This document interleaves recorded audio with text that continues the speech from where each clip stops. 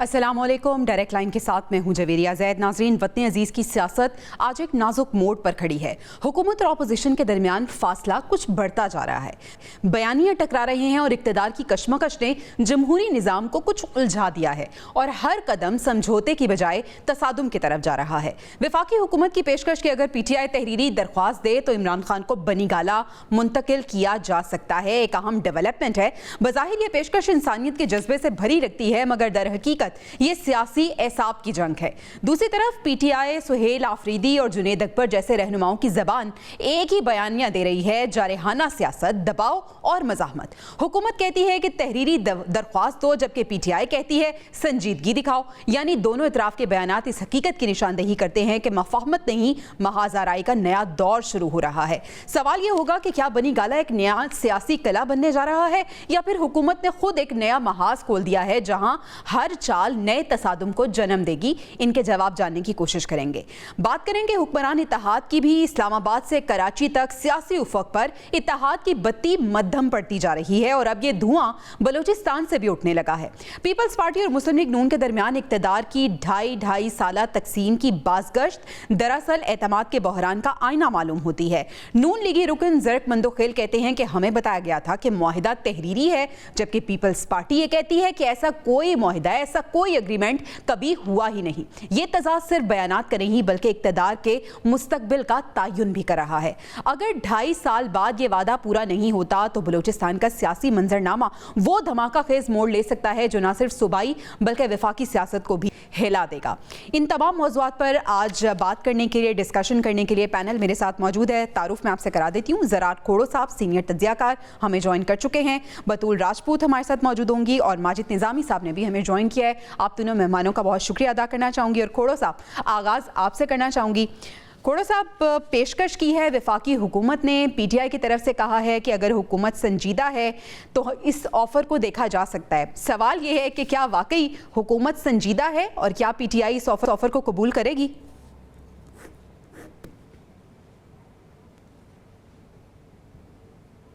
जी, अच्छा, पहले तो मैं मतलब सियासी हलचल है और ऑपोजिशन और हुकूमत के बीच में दूरियां चल रही हैं, एटसेट्रा एटसेट्रा। मेरा ख्याल है कि अगर पिछले 2-2.5 सालों में आपने किसी भी दिन ये इंट्रो दिया होता तो वो इतना ही एक्यूरेट होता जितना आज है।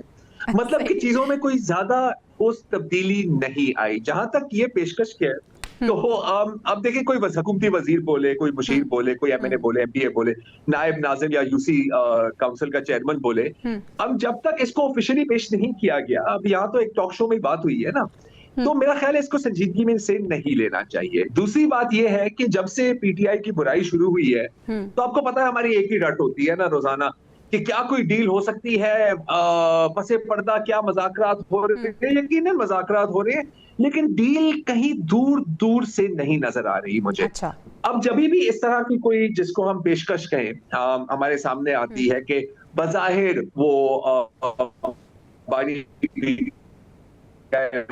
इमरान खान को कुछ रिलीफ देना चाह रहे हैं, जेल डिक्लेयर करना कदर एंड रिलीफ ही समझा जाएगा, तो हमें एक ही सवाल पूछना चाहिए। मैं तो एक ही सवाल पूछता हूं अपने से, और वो है क्यों? क्या फायदा है? किसको क्या मिलने वाला है? डील कब होती है जवेरिया साहिबा? डील उस वक्त होती है कि मुझे आपसे कुछ लेना है, आपने मेरे से कुछ लेना है, तो हम कहते हैं यार लेट्स मेक अ डील। यहाँ पर इन दो फरीकों को एक दूसरे से क्या लेना है? मतलब इनके जो मौकफ है वो इतने डिस्टेंट हैं कि कोई कॉम्प्रोमाइज यहाँ पर नजर तो नहीं आती। तो चले हम 1-2 सिनेरियोज को वॉक थ्रू कर लेते हैं, गेम करते हैं। फर्ज करें कि ये वाकई एक संजीदा पेशकश है, वो एक तहरीरी शक्ल में वो दे देते हैं, PTI कबूल कर लेती है और खान साहब को बनी गाला शिफ्ट किया जाता है। अब क्या हम में से कोई एक शख्स भी ये सोच रहा है कि इसके बाद खान साहब कहेंगे कि यार आपने तो मेरे पे बड़ी बहुत करम किया है मेरे ऊपर, मैं अपना बयानिया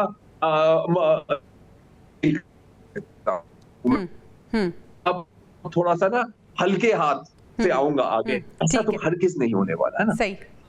निज़ामी साहब, यही सवाल मैं आपके सामने रखना चाहूँगी। खोड़ो साहब ने जिस तरह से कहा है, हम अज्यूम कर लेते हैं कि वफाकी हुकूमत इस मामले में सीरियस है और पाकिस्तान तहरीक इंसाफ दरख्वास्त दे देती है, तो क्या फ़ायदा होगा किसको, और क्या गिव एंड टेक का ये सिलसिला हमें कहीं नज़र आ रहा है? मुझे तो कहीं नहीं कुछ नजर आ रहा। अच्छा। बिकॉज देखिए, ना कोई गिव करना चाह रहा है, हम्म। मतलब गिव तो कोई नहीं करना चाह रहा, सब टेक ही करना चाह रहे हैं ना। खान साहब का जो मौकफ है, अब आप उससे अग्री करें या सही डिसएग्री करें, सही क्योंकि सही। एक तो मुझे रिहा करें, हम्म। एक तो वो जो हम्म। फरवरी की इलेक्शन थी, पिछले साल की इलेक्शन, हम्म। उसको कैंसिल किया जाए वगैरह वगैरह वगैरह। खोड़ू साहब, ये क्या ये ऑप्शंस हुकूमत डिस्कस की करते हैं, हम निजामी साहब को भी शामिल गुफ्तगू कर लेते हैं। निजामी साहब, यही सवाल आपके सामने रखना चाहूंगी, क्या पाकिस्तान तहरीक इंसाफ तहरीरी तौर पर दरख्वास्त देगी कि बनी गाला शिफ्ट कर दिया जाए? क्या फायदा होगा इससे? जी बहुत शुक्रिया।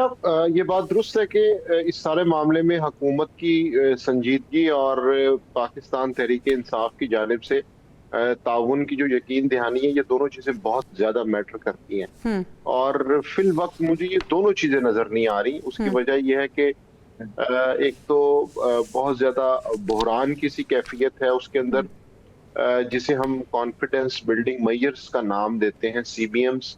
तो ऐसी कोई चीज फिल वक्त होती नजर नहीं आ रही। और जब ऐसा कुछ होने लगता है तो कहीं ना कहीं से कुछ स्पॉयलर्स तहरीक इंसाफ की जानिब से या हुकूमत की जानिब से आ जाते हैं। तो अभी हुकूमत को और तहरीक इंसाफ दोनों को कम से कम अपने बयानात की हद तक एक संजीदगी दिखानी होगी कि जिससे ये पता चले कि मामलात बेहतरी की तरफ जा सकते हैं।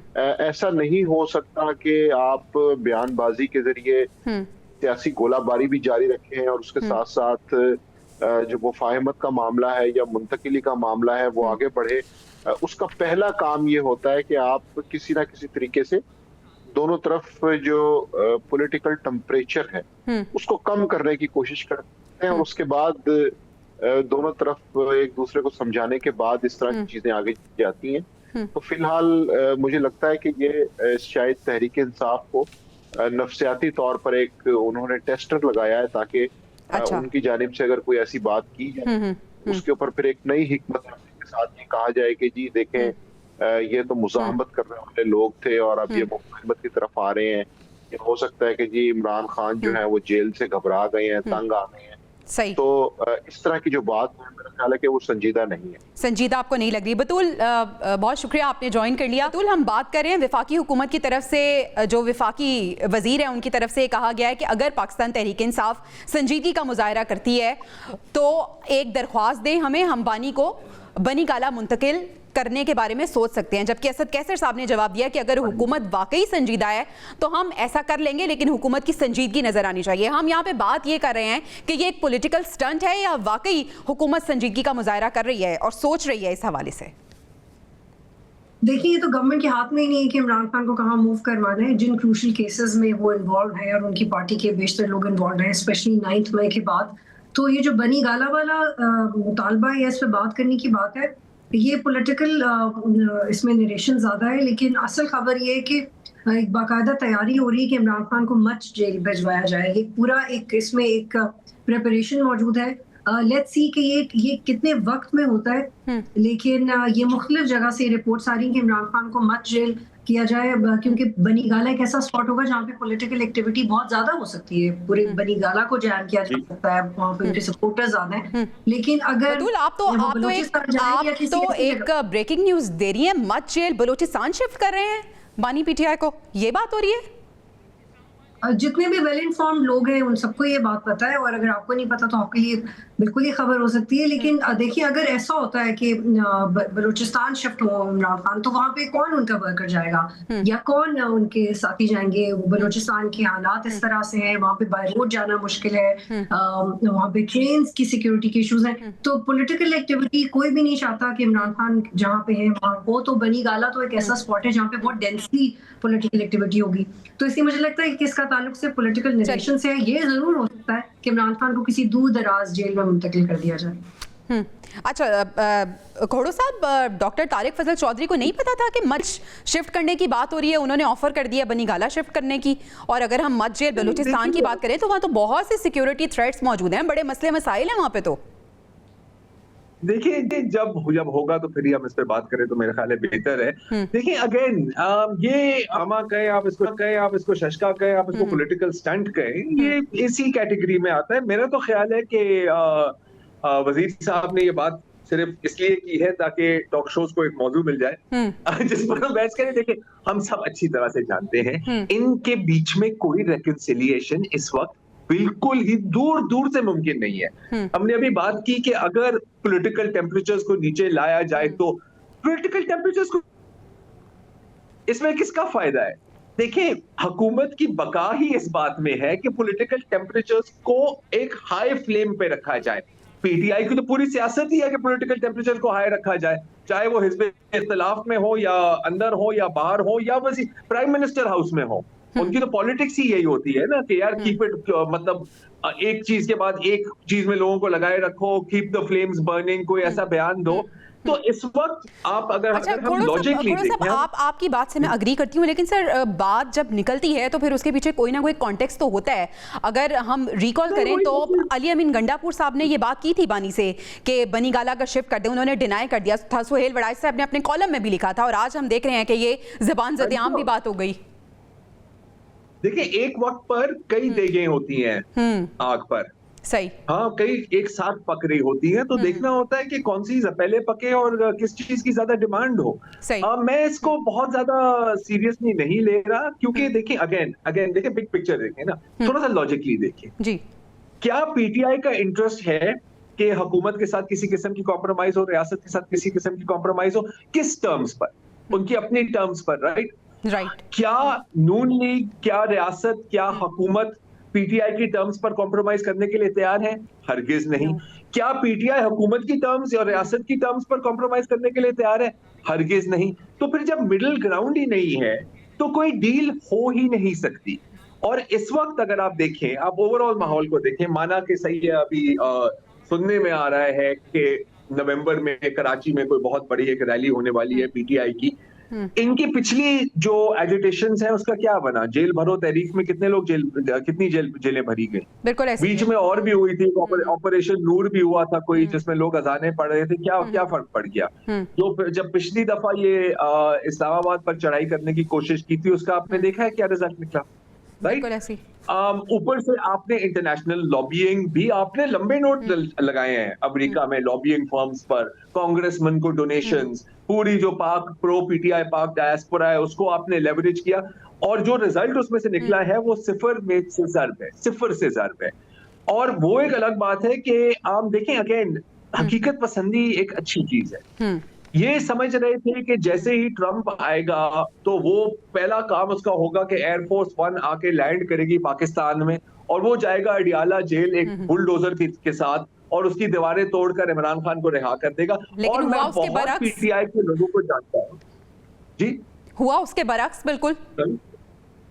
हाँ, तो मैं बहुत पीटीआई के मतलब वर्कर्स, लीडर्स और सिंपैथाइजर्स को जानता हूँ जो वाकई इसमें यकीन कर रहे थे।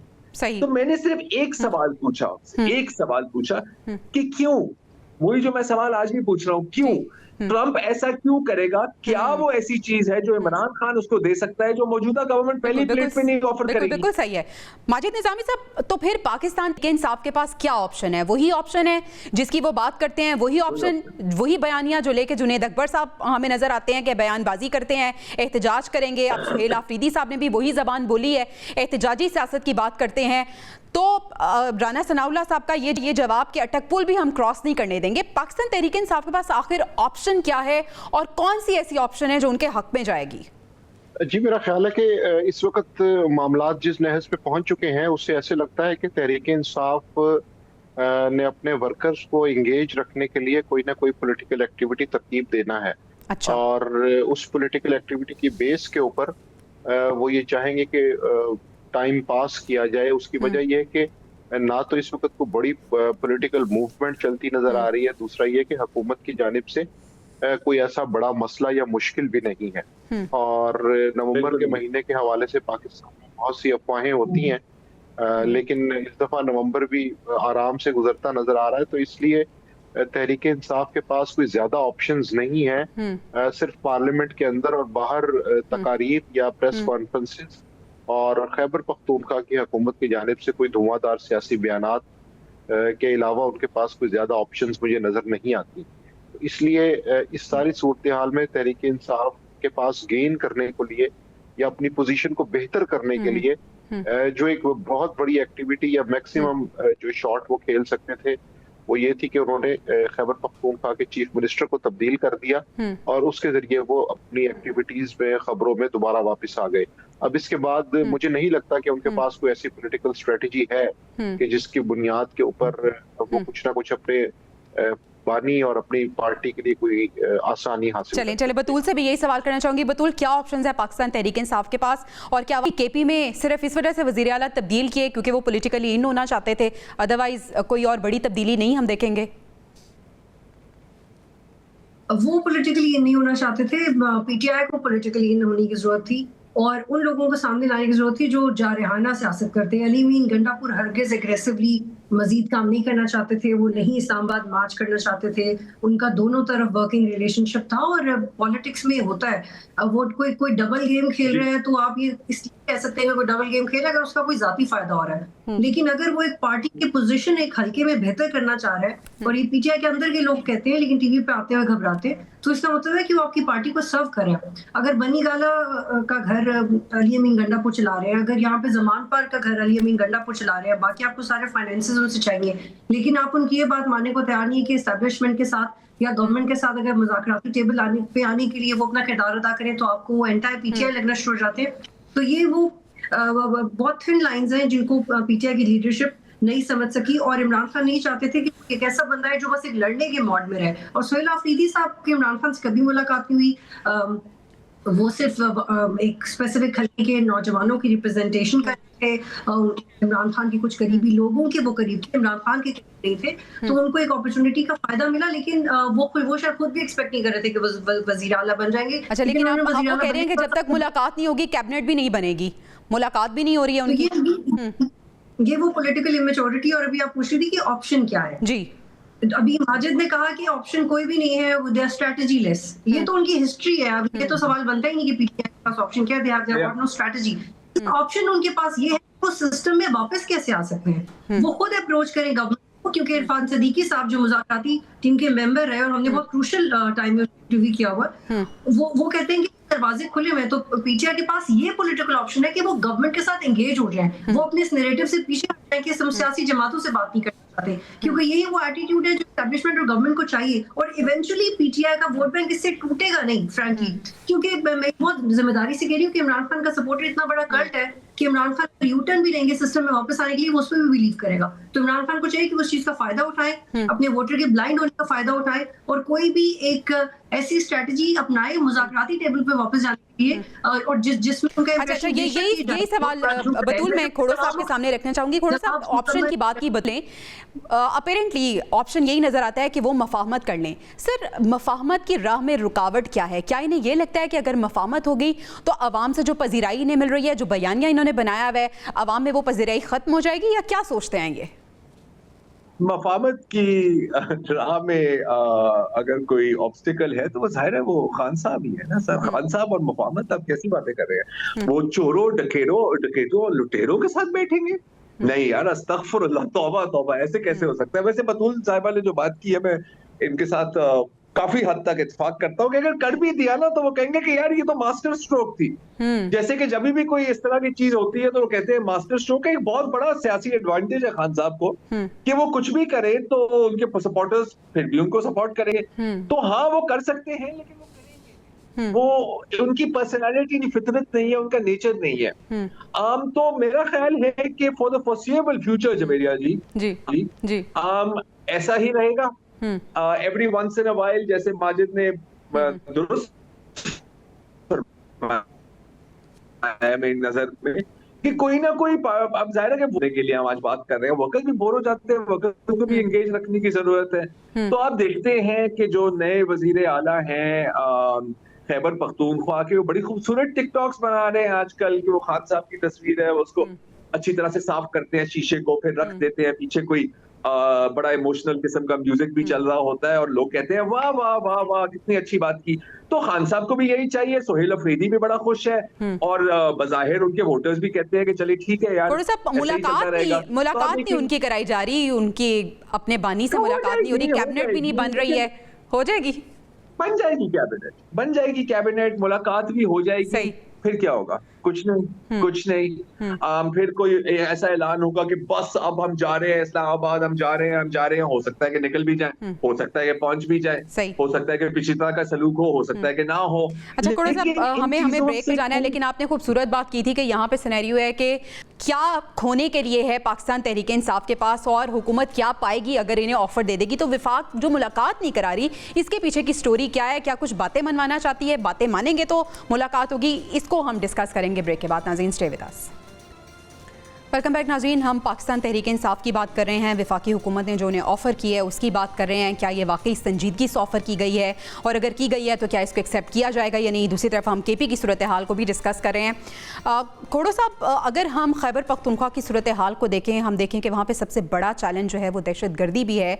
सुहेल आफरीदी जिन्हें चुना गया है, सबसे पहले तो मैं आपसे ये पूछना चाहूँगी कि पाकिस्तान तहरीक इंसाफ में जब भी किसी आला उहदे पे किसी को अपॉइंट किया जाता है तो उसका क्राइटेरिया क्या होता है? सुहेल आफरीदी जिन्हें अली अमीन गंडापुर की जगह पे सेलेक्ट किया गया, उनकी कभी बानी से मुलाकात नहीं हुई थी लेकिन उनको सेलेक्ट कर लिया गया। इसी तरह से हम दूसरी तैनातियाँ भी देखते हैं। तो सबसे पहले ये कि क्राइटेरिया क्या होता है, और क्या ये जो चैलेंजेस हैं KP में, सीरियस चैलेंजेस, उससे नबूर्द आज़मा हो पाएंगे? जी, अच्छा, पहला सवाल आपका था क्राइटेरिया का। क्राइटेरिया बड़ा सिंपल है, आपको जियाला होना होता है। तो ये हैं कट्टर किस्म के जियाले हैं, स्टूडेंट लीडर हैं, इनको चाहिए भी। अच्छा, नहीं है अफरीदी साहब, और जाहिर है कि खान साहब को ये बातें पसंद है। इसकी कोई एज सच कोई जद्दी पुश्ती पॉलिटिकल कंस्टिट्यूएंसी भी नहीं है, तो मतलब कि आपने इसको अपॉइंट किया है, उम्मीद है कि आपकी तरफ ही इनकी नजरें होंगी, जो मेरा ख्याल है होंगी। और अली अमीन गंडापुर के ऊपर जो तनकीद की जा रही थी, मेरा ख्याल है कि कुछ हद तक अनफेयर भी थी, और वो इसलिए कि माना कि उनको चूज किया गया था कि आप बड़े अग्रेसिव होंगे, ये होंगे, लगते भी बड़े अग्रेसिव है ना, लंबे बाल और एक बोलने का तरीका होता है उनका। लेकिन जब आप किसी भी सूबे के वजीर आला हैं और ये समझना कि यार आपने वफाक के साथ कोऑपरेट बिल्कुल नहीं करना, आपने बात ही नहीं करना, हुक्का पानी बंद है, आपने इनकी शादियों पे भी नहीं जाना, खुशी गमी पर नहीं जाना, किसी भी लेवल पर कोऑपरेट नहीं करना, आपने रियासत के साथ कोऑपरेट नहीं करना, बल्कि आपने एक तरह से जो वो चाह रहे थे उनसे कि आप सैबोटाज करें हर एक चीज को। तो ये किसी भी जिम्मेदार वजीर आला के लिए करना इंतहाई मुश्किल काम है।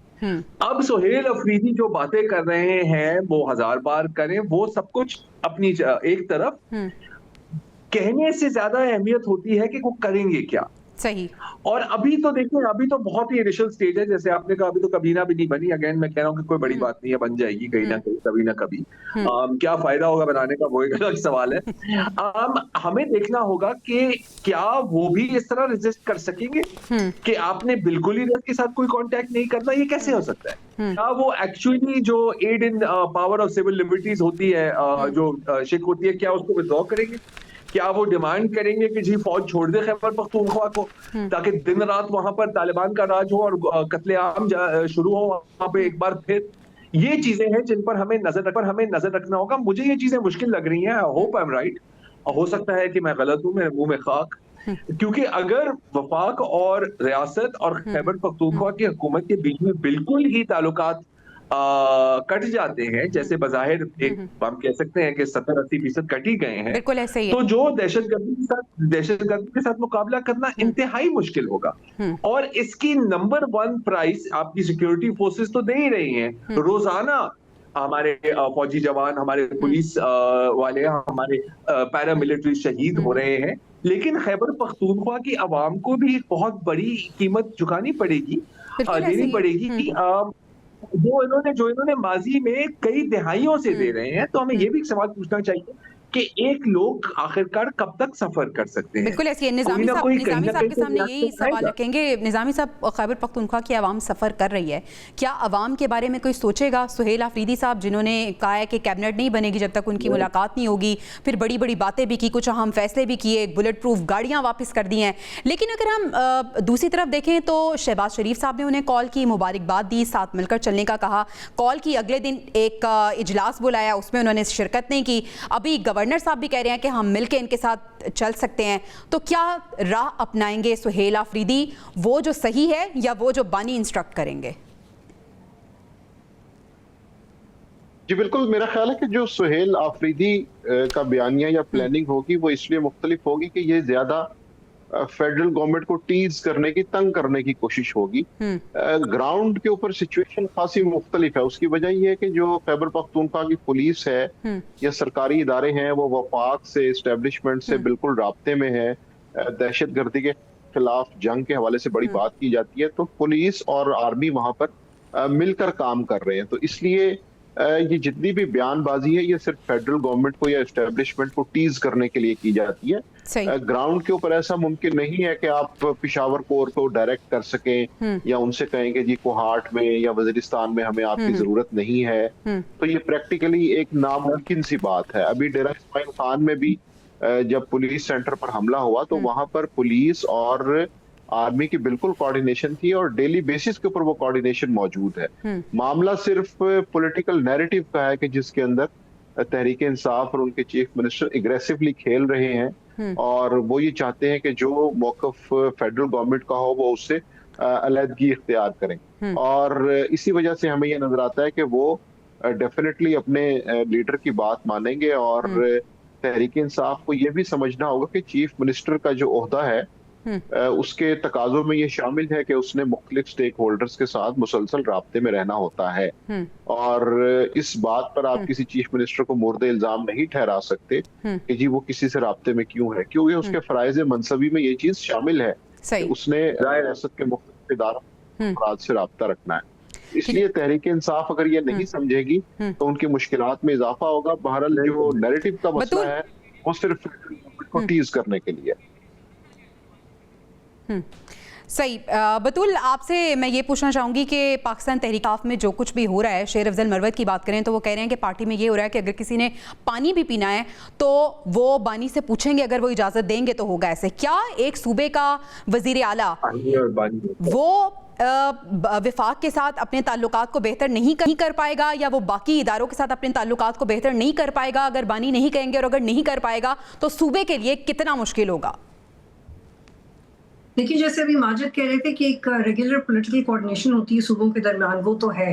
लेकिन जो ये नरेशन बिल्डिंग कर रहे हैं, सुहेल अफरीदी को लाया ही इसलिए गया है कि एक प्रेशर क्रिएट किया जाए उनके वोटर्स के सामने, मीडिया के सामने, कि हम बहुत बड़ी लड़ाई लड़ रहे हैं। हालांकि ये कोई लड़ाई नहीं है कि आप मीटिंग्स का बायकॉट करें, ये कोई लड़ाई नहीं है कि एक ऐसा ऑपरेशन जिसके ऊपर आपने एक भी ब्रीफिंग नहीं ली अभी तक, एक भी लिटरली बतौर सीएम, और आप उसकी मुखालिफत करें और आप ये कहें कि आप टारगेटेड ऑपरेशन भी नहीं कर सकते। अगर दहशतगर्द आपके घर के अंदर आ जाए तो आप क्या तब भी कहेंगे नहीं जी हमसे मुलाकात करें?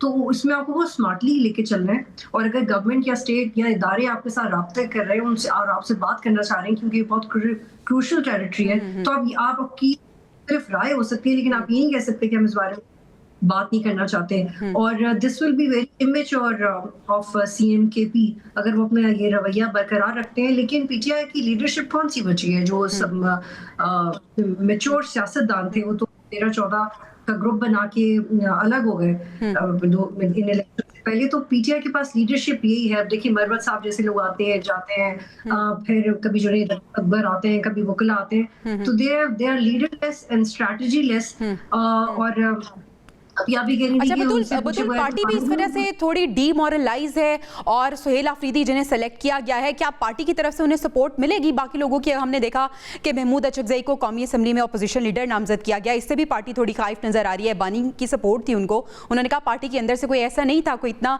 कैलिबर वाला नहीं था कि जिसे अपॉइंट किया जाता। तो ये पार्टी के अंदर भी इख्तलाफात मौजूद हैं। पार्टी के अंदर अगर कोई ये कहता है ना कि पार्टी डीमोरलाइज हो गई है तो ये भी गलत है। अगर कोई ये कहता है कि पार्टी में लोग दुखी हो रहे हैं कि इमरान खान जेल में है तो ये भी गलत है। पीटीआई का इंसाइडर आपको ये बताता है कि जिसके पास जो होता है, जो एमपीशिप है, एमपीशिप है, वो बहुत खुश है और उसको कोई फर्क नहीं पड़ता इमरान खान के अंदर है बाहर। इसमें बहुत सारे नए लोग हैं जो कि ये सोचते हैं, और वो फवाद चौधरी जैसे लोग या मजीद कुछ ऐसे लोग जो फिर एक फेज के बाद दोबारा पीटीआई में आना चाहते हैं, उनके लिए दरवाजे बंद किए हुए, उनके अपने इंटरेस्ट सर्व हो रहे हैं। और वरना वो करते हैं ना कुछ एहतजाज, कोई स्ट्रैटेजी बनाते हैं। और ये बात बिल्कुल गलत है कि इमरान खान के बताए बगैर वो पानी नहीं पी सकते। वो पानी भी पी रहे हैं, खाना भी खा रहे हैं और डिनर भी हैप्पी विद द फैक्ट। अच्छा माजिद साहब, अब करना क्या है? पाकिस्तान तहरीक इंसाफ ने, जुनैद अकबर कह रहे हैं हमें दीवार के लगाया जा रहा है, हमारे पास एहतजाज के अलावा कोई ऑप्शन मौजूद नहीं है। ठीक है, ऑप्शन अवेल कर लेते हैं, नवंबर में देखते हैं कि क्या करते हैं ये लोग। अगर ये एहतजाज करते भी हैं तो क्या अवाम बाहर निकलेंगे, इनको सपोर्ट करेंगे? मेरा ख्याल है कि 1.5 साल की पॉलिटिक्स के अंदर तहरीक इंसाफ को बखूबी तौर पे ये अंदाजा हो चुका है कि 2-3 बड़े अहम इश्यूज हैं। एक तो ये है कि पंजाब से वो कोई बड़ा मैसिव प्रोटेस्ट नहीं निकाल पाए, और दूसरा मसला ये है कि खैबर पख्तूनख्वा में आप बेशक मिलियन मार्च कर लें, उसके अलावा कोई बड़े जलसे कर लें, जुलूस निकाल लें, उसका फायदा कोई नहीं है। उसकी वजह यह है कि वहां पर तहरीक इंसाफ की गवर्नमेंट मौजूद है। ये बिल्कुल ऐसे ही है कि जैसे पीपल्स पार्टी घोटकी और सक्खर के अंदर जलसे करना शुरू कर दे और अपना एहतजाज रिकॉर्ड करवाए, तो उसका कोई फायदा नहीं होगा। तीसरा मसला ये है कि जिस तरह से मुख्तलिफ एहतजाजों को वफाकी दारुल हुकूमत में डील किया गया और जिस तरह से ऑपरेशंस किए गए हैं, उससे भी तहरीक इंसाफ को कहीं ना कहीं ये एहसास है कि अब उन्होंने उस रेड लाइन तक नहीं जाना। उसकी वजह यह है कि अब रियासत की जानिब से अच्छा, इस बार कराची का जिक्र है कि कराची में अवामी रैली निकालने जाएंगे। जी बिल्कुल, वहां भी उन्होंने पहले भी कोशिशें की हैं क्लिफ्टन और डिफेंस के इलाके में, लेकिन वहां पर उन्हें इतनी पजीराई नहीं मिली है। और सिंध हुकूमत का भी वही रवैया है जो पंजाब हुकूमत का है। तो इसलिए अभी इस वक्त चूंकि वक्त बहुत ज्यादा है, असम्बली को बने हुए तकरीबन 2 साल हो जाएंगे कुछ माह के अंदर, तो अभी 2 से 3 साल के लिए तहरीक इंसाफ को इंतजार करना होगा। और इंतजार में फिर मुख्तलिफ सॉफ्ट स्ट्रेटजीज बनाई जाती है कि जिसके जरिए आप मीडिया में आवाम के साथ मुंसलिक रह सकें, कहीं ना कहीं कुछ ना कुछ प्रैक्टिकली सरगर्मी भी होती रहे। लेकिन ये समझना कि कोई मैसिव एहतजाज होगा या कोई बहुत बड़ा अवामी रद्देमल तहरीक इंसाफ से आएगा, मुझे ऐसा नहीं लगता। ठीक है बतूल, सॉफ्ट स्ट्रेटजीज की बात की माजिद ने, लेकिन यहाँ से आप बात करेंगी थी कि स्ट्रेटजी का ही तो फुकदान पाकिस्तान तहरीक इंसाफ में नजर आ रहा है, तो फिर वो क्या हार्ड है क्या सॉफ्ट है, क्यों फुकदान है स्ट्रैटेजी का? क्योंकि कोई भी गोल अचीव करने के लिए आपको प्लान बनाना पड़ता है, आपको स्ट्रैटेजी बनानी पड़ती है, फिर उसको मिलके एग्जीक्यूट करना होता है। तो कौन बनाएगा स्ट्रैटेजी? और अभी भी अगर ये नहीं समझेंगे तो क्या इन्हें 2-3 साल इंतजार करना पड़ेगा या ये इंतजार बहुत तवील हो जाएगा? देखिए, सॉफ्ट स्ट्रैटेजी तो ये होती है कि आप छोटे बड़े लेवल पे ऑन एंड ऑफ एंगेज होने की कोशिश करते रहे, या पैगाम रसानी करते रहे मीडिया के थ्रू, या बैकडोर डिप्लोमेसी करते रहे। लेकिन अगर पीटीआई एक्सपेक्ट करिए कि ऑल ऑफ अ सडन कोई मुतबादिल बड़ी ऑप्शन आ जाएगी उनके पास, तो वो ये बिल्कुल नहीं होने वाला। और अगर आप टॉप ब्रास से बात करें पाकिस्तान में, तो एक हार्ड लाइन इख्तियार की गई है जिसमें पॉलिटिकल पार्टीज भी हैं, इंडिविजुअल्स भी हैं, दहशतगर्द भी हैं, किसी को अच्छा लगे बुरा लगे, फिलहाल फैक्ट यही है, और जर्नलिस्ट भी हैं। तो जो एक लिमिट से हट के मुतनाज़ बात करेगा या नेशनल सिक्योरिटी के हवाले से कोई गैर जिम्मेदाराना बयान, जो इदारों को गैर जिम्मेदाराना लगे तो वो उसको भुगतेगा। और 9th में तो प्रैक्टिकल पीटीआई ने करके दिखाया। लेकिन इसमें जो आप कहेंगे इनके पास स्ट्रैटेजी क्यों नहीं है? इसमें स्ट्रैटेजी इसलिए नहीं है क्योंकि इमरान खान को स्ट्रैटेजी नहीं चाहिए। इमरान खान को इक़्तिदार चाहिए और बस चाहिए, और वो ये चाहते हैं कि उनकी बस और उनकी बात मान ली जाए। अच्छा, और जो उनके बाहर लोग हैं, सही ठीक है बतूल, अभी हमें ब्रेक पे जाना है। ब्रेक से वापस आएंगे तो हम बात करेंगे इत्तेहादी जमातों की, नून लीग और पीपल्स पार्टी जो आपस में इस वक्त चपकलिश का शिकार नजर आ रहे हैं। पहले अपने अपने सूबों की बात हो रही थी, पंजाब और सिंध की, अब बलूचिस्तान भी बीच में आ गया है। क्या मामला है, जानेंगे ब्रेक के बाद। Stay with us. Welcome back नाजरीन।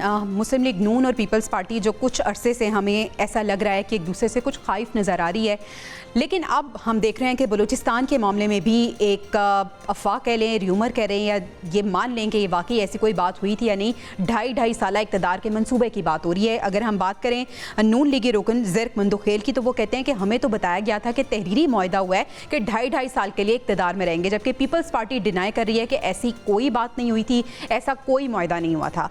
माजिद साहब, अब बलूचिस्तान को लेकर नून लीग और पीपल्स पार्टी आमने सामने नज़र आ रहे हैं। इससे पहले भी हम देख रहे थे कि आपस में इनकी कुछ बन नहीं रही है। मुझसे नकवी साहब को मीडिएटर के तौर पे ये बीच में लेके आए थे, फिर वज़ीर आज़म साहब की, जरदारी साहब की मेल मुलाकातें भी हो रही थी। ये सब हो क्या रहा है और अब बलूचिस्तान का बीच में आ जाना, 2.5 साल इक़्तिदार का मंसूबा? जी बिल्कुल, बड़ी इंटरेस्टिंग पिक्चर है बलूचिस्तान की। पॉलिटिकली जब हम देखते हैं तो हमें पता चलता है कि वहाँ पर बहुत से अजायब जो है वो हो चुके हैं। उसकी वजह यह है कि पीपल्स पार्टी और मुस्लिम लीग नून का जो तनाज़ा है वो इसलिए दिलचस्प है कि वहाँ पर उनकी सीट्स बराबर हैं। और जब हम चीफ मिनिस्टर को देखते हैं तो फिर पता चलता है कि वो पहले निगरान हुकूमत में वज़ीर दाखिला थे, वहां से इस्तीफा देकर उन्होंने पीपल्स पार्टी में शमूलियत इख्तियार की, इलेक्शन लड़ा और वज़ीर आला बन गए। इसलिए वो अगर पीपल्स पार्टी ये समझती है या कोई और पार्टी ये समझती है कि सरफराज बुगटी पीपल्स पार्टी के उम्मीदवार है, तो मेरा ख्याल है कि ये उनकी खुशफहमी है। अच्छा। और जब वो पीपल्स पार्टी के उम्मीदवार ही नहीं है तो फिर मुस्लिम लीग नून ये कैसे तवक्को कर सकती है कि 2.5 साल के इक़्तिदार के मंसूबे की बुनियाद पे वो इस सारे मामले को हल कर लेंगे।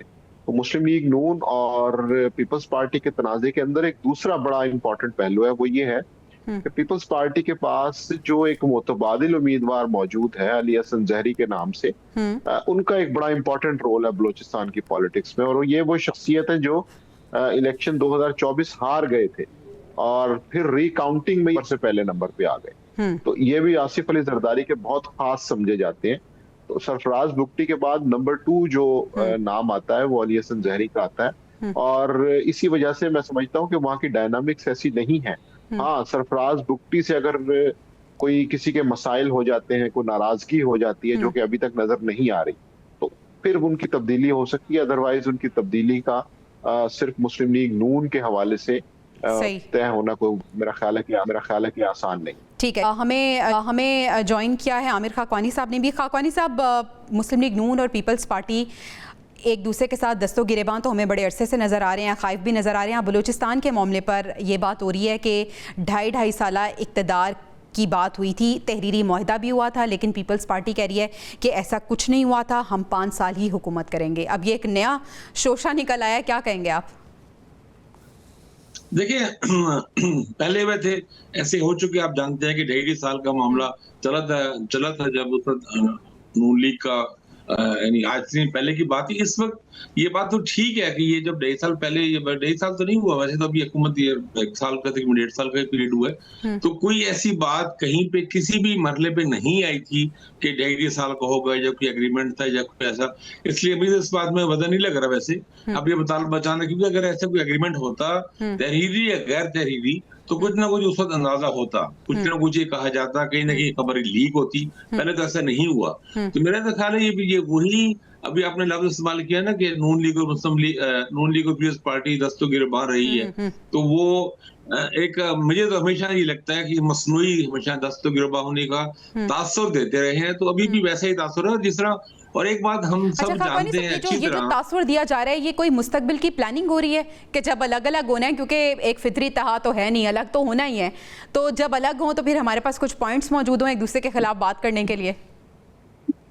देखिए, ये भी बात ठीक है। और पीपल्स पार्टी में तो देखें, पीपल्स पार्टी ने तो वादे तौर पे ऐसे किया है ना, क्योंकि वो तमाम मफादात ले रही है, अहम ओहदों पे भी बैठे हुए हैं, मुख्तलिफ सूबों में गवर्नरशिप भी उन्होंने ली हुई है, सदर मुमलिकत का ओहदा भी लिया हुआ है, और लेकिन वो हुकूमत का हिस्सा नहीं बनना चाह रहे। उनको लगता है कि सर हमारे ऊपर हुकूमती जो गलतियां होती हैं या तनकीद होती है वो हमारे ऊपर बढ़ने पड़ेगी। तो पीपल्स पार्टी ये खास तौर पे ये तासुर दे रही है। नून लीग तो तासुर नहीं दे रही, नून लीग तो हुकूमत में बैठी है, वो क्रेडिट भी और डिस्क्रेडिट भी सब उनको ही मिल रहा है। अच्छा, बलूचिस्तान की मैं ये बात कर रहा था, बलूचिस्तान के जो चीफ मिनिस्टर जो सरफराज बुगटी साहब हैं, वो भी नून लीग या पीपल्स पार्टी के सिर्फ इत्तेहाद के नतीजे में नहीं बैठे हुए। हम सब जानते हैं कि वो उनके वहां बैठे होने की क्या वजह है। तो जब तक उनको इत्मीनान हासिल है, यानी ग्राउंड फोर्सेस का या कह लें जमीनी हकायक जो उनके हक में है, तब तक वो चीफ मिनिस्टर बैठे रहेंगे, कोई फर्क नहीं पड़ेगा, बिल्कुल भी फर्क नहीं पड़ेगा, आप यकीन रखें।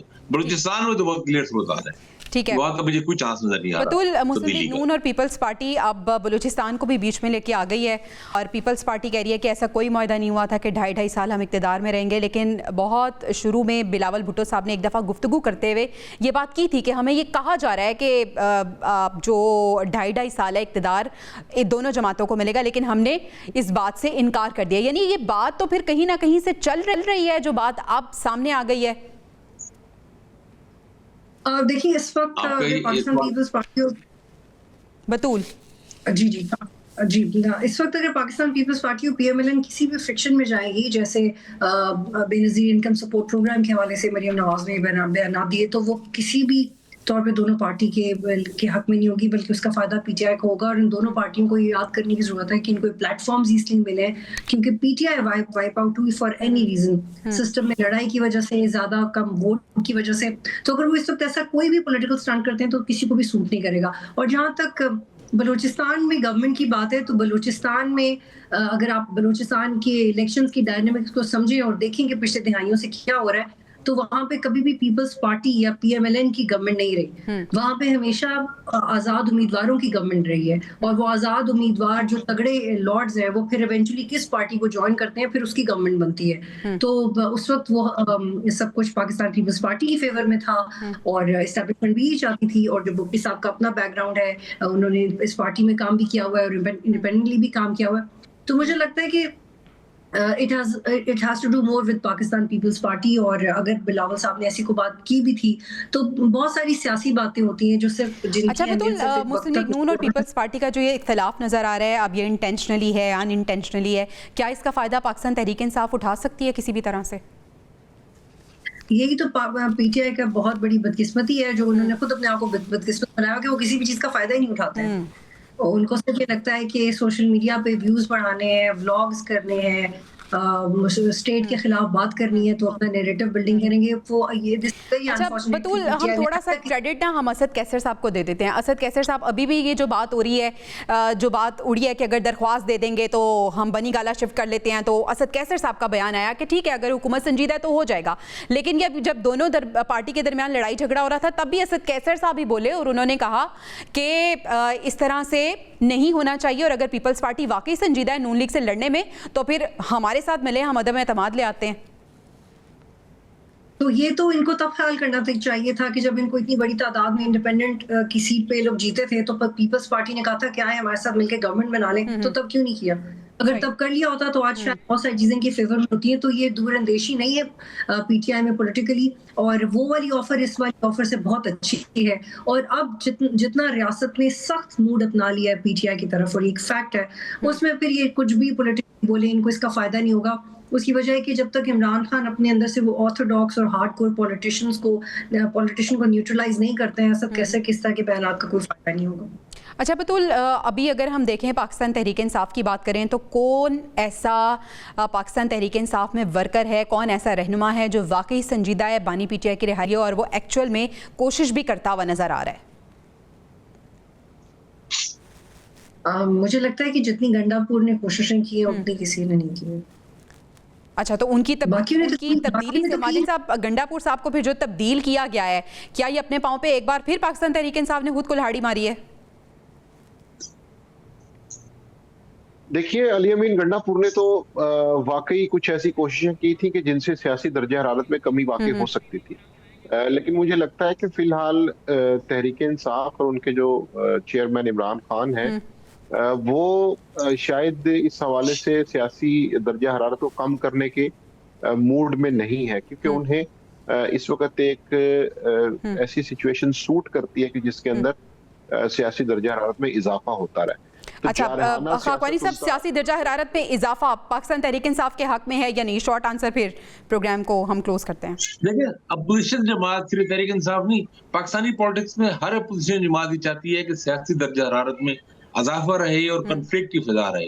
कन्फ्लिक्ट अपोजिशन को सूट करता है, हुकूमत को सूट नहीं करता, और तहरीक इंसाफ तो कुछ ज्यादा ही कर रही है। हालांकि तहरीक इंसाफ को थोड़ा सा चीजें नॉर्मलाइज रखनी चाहिए, करनी चाहिए ताकि उनके लोग बाहर आ सके।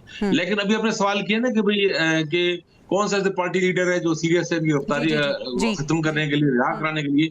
मेरा ख्याल है सबसे अहम ये है कि खान साहब खुद अपने आप को रिहा कराने के लिए सीरियस है या नहीं है। मेरा नहीं ख्याल कि वो सीरियस है। बहुत शुक्रिया खाकवानी साहब, माजिद निजामी साहब और बतूल राजपूत हमारे साथ मौजूद थी। नाज़रीन, प्रोग्राम से इजाजत दीजिए, आप इंशाल्लाह कल मुलाकात होगी अल्लाह ने के बाद।